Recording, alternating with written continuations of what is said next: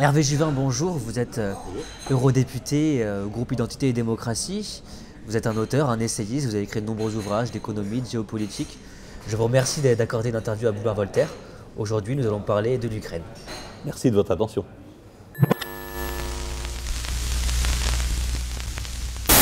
On va faire comme si j'avais vécu dans une grotte depuis 2 voire 3 semaines. Qu'est-ce qui se passe en Ukraine? Comment on est arrivé à un niveau de tension aussi élevé? D'abord, c'est plus qu'un niveau de tension. Nous sommes face à des opérations militaires dont nous savons assez peu de choses, sinon qu'elles sont intenses, sinon qu'elles opposent des milices et des mercenaires côté ukrainien aux forces des républiques autonomes du Donbass, Donetsk et Lugansk. Ces combats sont intenses. On parle de combats d'artillerie, certains parlent aussi de combats de chars. Il y a des victimes, il y a une évacuation massive de civils, plusieurs dizaines de milliers, on parle même de centaines de milliers, sont en train de quitter les régions de Donetsk et de Lugansk pour se réfugier vers la Russie. Donc nous sommes dans une situation qui tourne à la guerre et qui naturellement provoque l'inquiétude de toutes les grandes puissances. Mais comment en sommes-nous arrivés là? Qu'est-ce qui s'est passé entre 2014 et 2022, alors qu'on était à une guerre plutôt stabilisée, entre guillemets, une guerre de sape? Bon, le front a toujours été chaud. Il y a plusieurs milliers de morts, on parle d'une dizaine de milliers de victimes depuis en effet 2014 et depuis le coup d'État organisé à Kiev par les services américains, par l'argent américain et par Victoria Nuland, qui se félicite d'ailleurs d'avoir dépensé peut-être $1 milliard pour réussir ce coup d'État. Nous sommes dans une situation qui nous impose de revenir à l'histoire. L'histoire, interprétée très différemment selon qu'on est à l'Est ou selon qu'on est à l'Ouest, c'est l'histoire du berceau de la Russie. À l'origine, la Russie, c'est Kiev.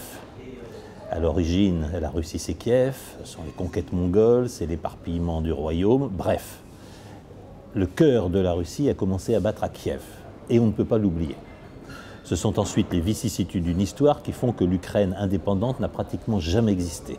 Il y a eu une Ukraine indépendante à peu près entre 1917, la révolution russe, et 1921. Et puis ensuite, il y a eu une Ukraine indépendante, dont l'indépendance doit tout à la décision de l'Union soviétique de dissoudre la fédération, dont les frontières doivent tout à des tracés assez aléatoires réalisés du temps de Khrouchtchev. Donc on a un État dont l'Ouest dit qu'il a tous les privilèges d'un État-nation souverain, dont les Russes ont quelques raisons de penser que d'une manière ou d'une autre, il fait toujours partie de la communauté de vie et de la communauté politique russe. J'ajouterai à cela, pour connaître un peu la région, que la différence saute aux yeux. À l'ouest de l'Ukraine, vous avez une population qui est polonaise parce qu'elle a appartenu à la Pologne.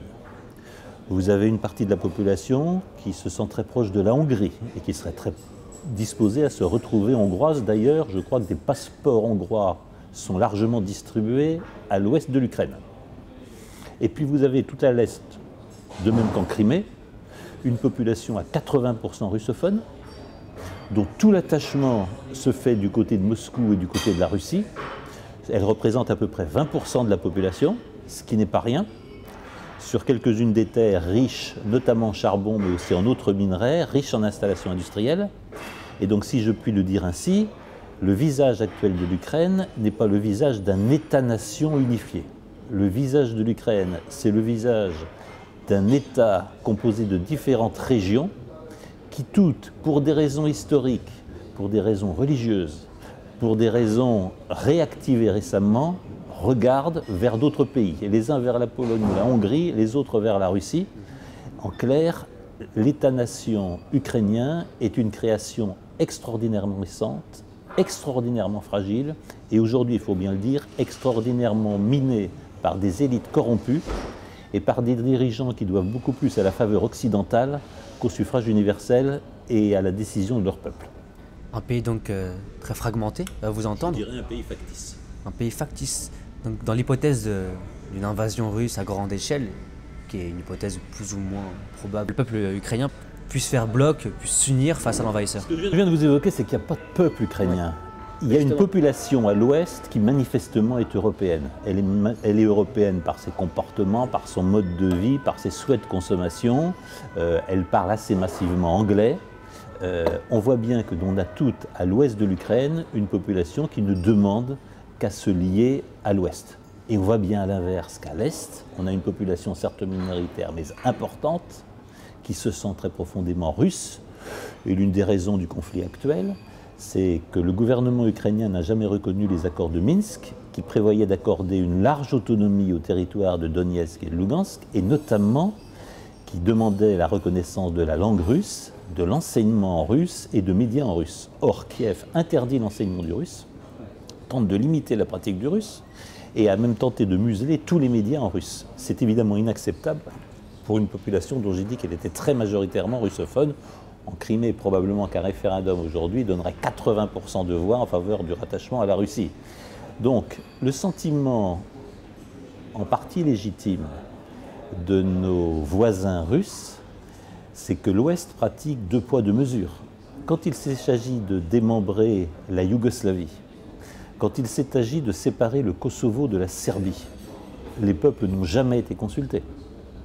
On a fait appel à des principes juridiques sans jamais tenir compte de la réalité de la volonté, notamment des Serbes orthodoxes. C'est un peu la même chose qui sévit aujourd'hui en Bosnie-Herzégovine, où a été mis en place un haut représentant doté de pouvoirs absolument exorbitants, que je n'hésiterai pas à parler. C'est un Allemand qui occupe le poste, c'est un nouveau Gauleiter, qui fait la loi, peut révoquer des juges, peut changer à peu près tout ce qu'il veut en Bosnie-Herzégovine, sans aucun accord de la population et sans jamais le recours au suffrage universel. Donc on peut considérer que l'Ouest pratique le deux poids, deux mesures. Faites ce que je vous dis de faire, mais ne faites pas ce que je fais. Il y a une loi qui s'applique à mes ennemis, je m'applique à moi-même une loi différente. Et on peut comprendre que dans le cas de l'Ukraine, comme d'ailleurs dans beaucoup d'autres situations dans le monde, nos voisins russes ne soient pas très satisfaits d'une règle internationale à ce point biaisée. Mais il y a quand même un nationalisme ukrainien, M. Juvin.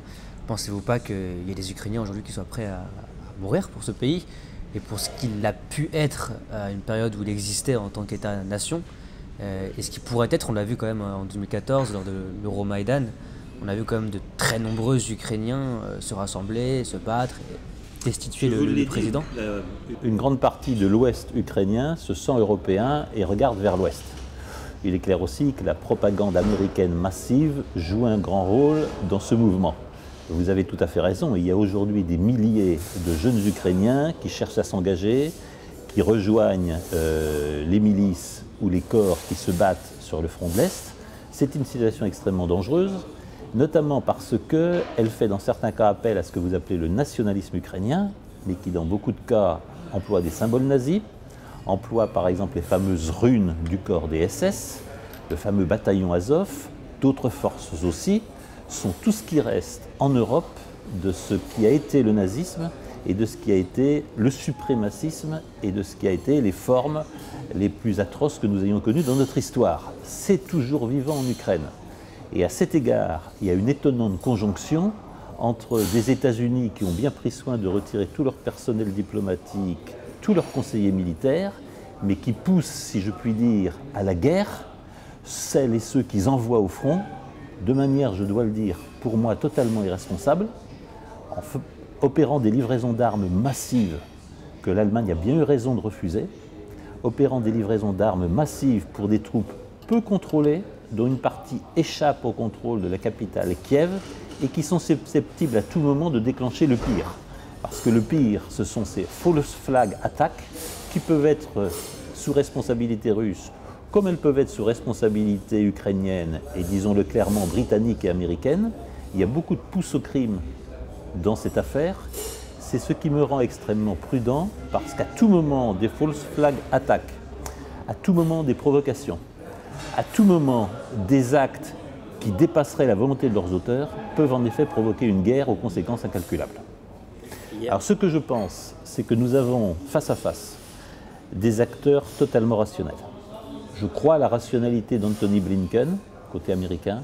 Je crois à la rationalité de Vladimir Poutine et de Sergueï Lavrov, qui est probablement le plus grand ministre des Affaires étrangères que l'on connaisse depuis 10 à 20 ans. À cet égard, et je le dis avec un grand sourire, il a probablement succédé à Henry Kissinger. Tous, ce sont des adeptes de la realpolitik. Ce sont des gens qui poursuivent leur intérêt national, ce sont des gens qui n'ont aucun intérêt à déclencher une guerre mondiale, et donc je pense que le conflit s'arrêtera assez vite.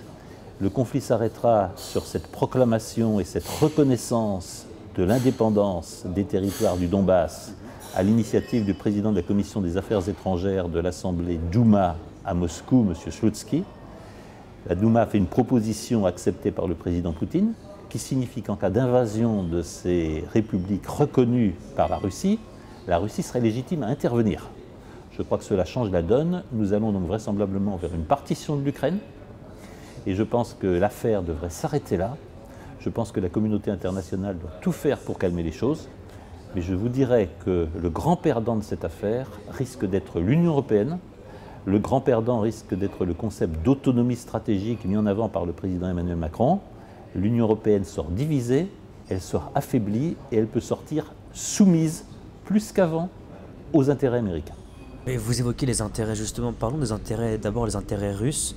Et j'aimerais comprendre quels sont-ils, parce que en annexant cette partie de l'Ukraine, en tout cas en la rattachant à la Fédération de Russie le plus possible, ils savent quand même, ils savent très bien qu'ils vont s'exposer à des sanctions économiques de la part de l'Occident extrêmement fortes. Finalement, en souffrent-ils de ces sanctions ou est-ce que ça n'impacte pas tant que ça leur économie, leur société, leur politique? 2 points. Dans un excellent livre qui s'appelle Prisoners of Geography, quelqu'un qui était un agent britannique, écrit très bien que s'il était Poutine, il ne dormirait pas la nuit en pensant à l'immense espace, l'immense plaine qui s'étend à l'ouest et qui ne protège la Russie contre aucune invasion. C'est l'obsession historique des tsars, c'est l'obsession historique de l'Empire russe. Quand on n'a pas de frontières naturelles, on est conduit à étendre sans cesse son territoire parce que seule la distance vous protège. Or, la propagande américaine nous montre sans arrêt les troupes russes manœuvrant sur leur territoire. Enfin, jusqu'où est-ce qu'on peut interdire à un État souverain de faire circuler ses propres troupes sur son territoire? Les Américains oublient soigneusement de nous montrer la carte et l'encerclement de plus en plus étroit de la Russie par les bases militaires américaines et surtout par les batteries de missiles américains qui sont installées partout, de la Pologne à la Géorgie, en passant par la Roumanie, la Bulgarie, etc., et qui enserrent littéralement la Russie. Et ça, la Russie ne peut pas l'accepter. La Russie ne peut pas l'accepter parce que des engagements avaient été pris après la dissolution pacifique de l'Union soviétique, engagement vis-à-vis de Gorbatchev, à la fois par James Baker et ensuite par le dernier ambassadeur américain auprès de l'Union soviétique, M. Matlock, qui en ont témoigné. L'engagement était, quand l'Allemagne s'est réunifiée, que jamais l'OTAN ne s'étendrait plus à l'Est. Évidemment, ces engagements n'ont pas été tenus. Évidemment, les États-Unis et aussi la Grande-Bretagne, profitant de l'affaiblissement de la Russie, ont étendu leurs bases de missiles, leurs bases militaires jusqu'aux frontières très proches de la Russie. Cet encerclement est inacceptable pour la Russie. C'est exactement la même chose que ce qui s'est passé lors de la crise des missiles de Cuba. Il faut accepter la notion de voisinage stratégique et il faut accepter la notion d'espace de sécurité. De la même manière que la France a soutenu l'action des États-Unis pour empêcher l'installation de bases de missiles nucléaires russes à Cuba, qui menaçaient directement les côtes de la Floride et le territoire américain, de la même manière, nous devons reconnaître qu'il est inacceptable pour la Russie que des bases de missiles que l'on dit défensives, mais qui peuvent être transformées en missiles d'agression en quelques heures, soient installées aux frontières même de la Russie. Et il faut accepter la notion d'espace de sécurité. Après, vous m'avez posé une seconde question sur ce qui est en train de se dérouler. Ce qui est en train de se dérouler, c'est un affaiblissement considérable de l'Union européenne. L'Union européenne a été divisée. L'Union européenne va se voir contrainte d'acheter en masse du matériel américain, va se voir contrainte de s'intégrer davantage au dispositif militaire américain. Et je crains que la fin de l'histoire se calme assez vite entre la Russie, l'Ukraine et les États-Unis. Mais je crains que la grande perdante de l'histoire, ce soit toute notion d'indépendance européenne, d'autonomie stratégique européenne, et il faut bien le dire, une soumission encore plus avancée à l'OTAN. Cette histoire ukrainienne, finalement, ne va-t-elle pas sonner le glas de la relation Europe-Russie? une relation à laquelle Poutine tenait d'ailleurs. Alors, il faut penser au grand jeu qui est en train de se dérouler. Les États-Unis souhaitent isoler la Chine et la Russie. Ils essayent de le faire aussi bien en mer de Chine que par l'alliance entre l'Australie, la Grande-Bretagne, le Canada, et on voit l'agressivité du monde anglo-saxon se développer sur tous les fronts. Alors la grande question est qui est gagnant dans ce jeu et qui va l'emporter. Et c'est ici que je serai très prudent.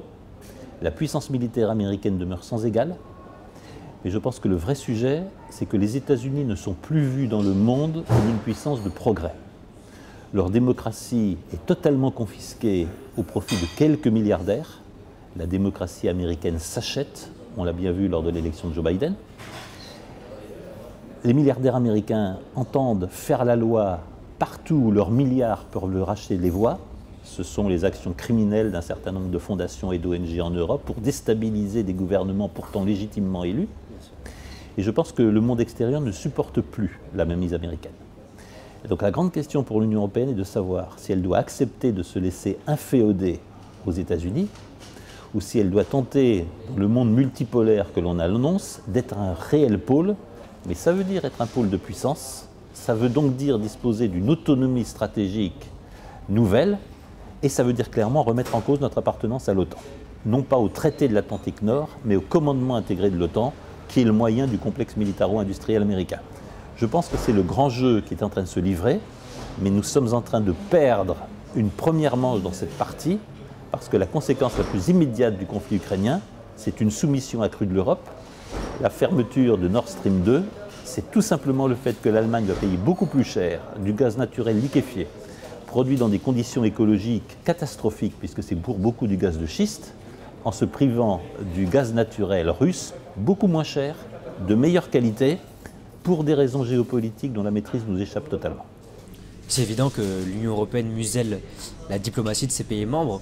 En revanche, si on prend le cas du Royaume-Uni, qui a quand même quitté l'Union européenne depuis plusieurs années désormais, il a été tout autant agressif avec le gouvernement russe, puisque c'est le Royaume-Uni qui a armé principalement les forces ukrainiennes en leur donnant des missiles Javelin, énormément d'armes. L'agressivité des Britanniques à l'égard de l'Union européenne suit le Brexit. À tort ou à raison, je ne me prononcerai pas sur ce point, les Britanniques ont le sentiment d'avoir été maltraités à l'occasion des négociations du Brexit. Alors là, c'était agressif vis-à-vis des Russes. Et la Grande-Bretagne reprend sa politique de toujours, qui a été de diviser le continent. Diviser et éviter tout rapprochement entre l'Europe de l'Ouest et la Russie ou les pays de l'Est.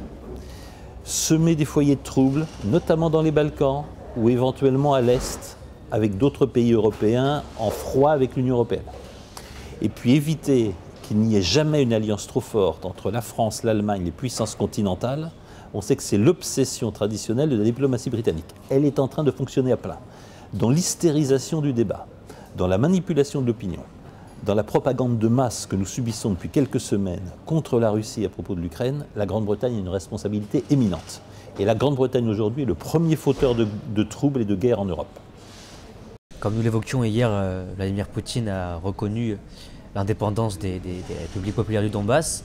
Le président ukrainien Zelensky a immédiatement appelé ses alliés à être encore plus fermes dans leur réponse. Il a prévenu qu'une invasion russe était hautement probable. Alors je vais vous demander de faire une petite prédiction. Selon vous, comment ça va se passer? Est-ce que le conflit va rester larvé ou bien les troupes de la Fédération russe vont-elles franchir les frontières ukrainiennes? Personne ne peut prévoir ce qui se passe.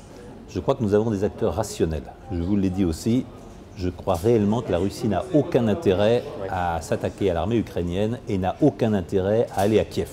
Qui a envie de se mettre sur les bras un État failli, un État corrompu et un État mafieux, comme est aujourd'hui l'Ukraine?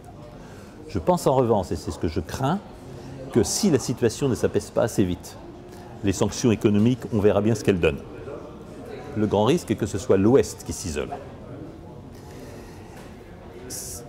Les sanctions économiques, jusqu'ici, n'ont pas posé beaucoup de problèmes à la Russie. Elles en ont posé beaucoup plus à l'Union européenne, qui est la grande perdante de cette affaire, je le répète. La grande inquiétude que je peux avoir, c'est que personne ne contrôle ce qui se passe sur la ligne de front et personne ne peut contrôler l'usage d'armes qui ont été livrées de manière extrêmement irresponsable aux milices et aux mercenaires ukrainiens. Dans ces conditions, un dérapage est possible à tout moment qui justifierait une réponse militaire d'un côté ou de l'autre. Et dans ce cas-là, personne ne peut exclure une escalade qui peut être formidablement rapide et formidablement destructrice. C'est l'inquiétude que l'on peut avoir. On ne saurait que rappeler les accords de Minsk, on ne saurait qu'inviter les parties prenantes à en revenir à ce qu'était l'autonomie du Donetsk et de Lugansk dans le cadre de l'Ukraine. Je crains malheureusement que la page du retour aux accords de Minsk ne soit tournée.